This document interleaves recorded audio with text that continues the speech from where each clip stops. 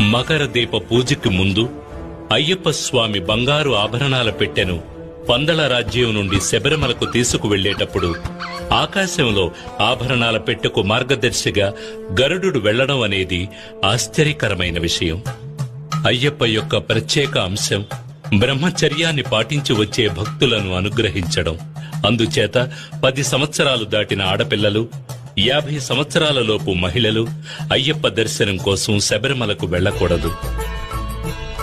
మండల పూజ ముగిసిన తర్వాత మకర దీప పూజ ప్రారంభమై మకర దీప పూజ ముగిసే నాడు మకర సంక్రాంతి పూజ జరుగుతుంది.